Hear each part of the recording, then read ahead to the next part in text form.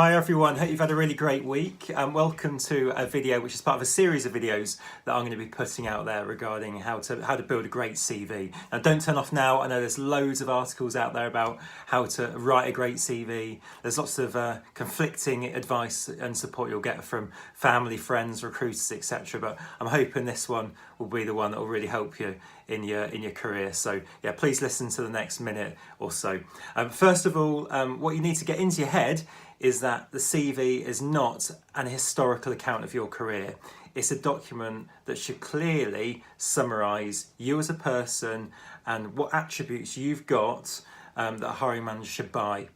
Now, I use the word buy deliberately because in order for you to build a great CV, you need to see yourself as a product that has got a defined list of attributes that someone can purchase. Luckily for you, you're a product that can also decide not to be bought, or you're a product that can leave when they get into an organisation. But either way, you are a product. So only when you're clear about this list of attributes, only when you're clear about what type of product you are, will you be able to write a great CV. So we're going to talk through that today. I'm going to give you a couple of tips to go away and do some homework on before we move on to the next video. So you need to get yourself a big stack of post-it notes and start thinking about your career. And what I want you to do is think about the key skills and attributes you've built up over your career and write each one on a post-it note and stick it down in front of you. Now those attributes and skills, they could be things like organisation. So size of organisation, it's important to think about your career in terms of the size of businesses you've operated in. So are you someone that has worked predominantly in smaller businesses or in large corporates? The ownership of that organisation is really important too, to potential buyers. So are you someone that has always worked for PLCs? Have you worked for VC-backed businesses, PE-backed businesses, owner-managed businesses?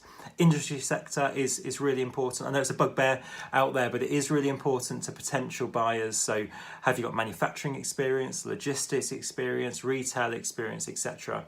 And then what are the key skills outside of that you can bring to the table? So have you got a lot of people management experience? Have you got experience of digital transformations? Have you got experience of agile project management, for instance? You'll know what these key skills are as you're going through this post-it note exercise. So when you've done it, there'll be hundreds down. You'll probably get through the whole stack, and you'll have a load of post-it notes with industry on, load of post-it notes with size of company, etc. on, and then lots of them regarding your key skills. Now that's not a definitive list, so we need to get that down into a small list. So I want you to get, out of all of that, a list of 10. And those 10 will cover industry, they'll cover size of business, they'll cover organisational ownership, and they'll cover some of the very key skills you've got a lot of experience in. So do that, get those 10, look at them. If you think that's a really accurate view around you as a product, then you're on the road to be able to start writing a great CV.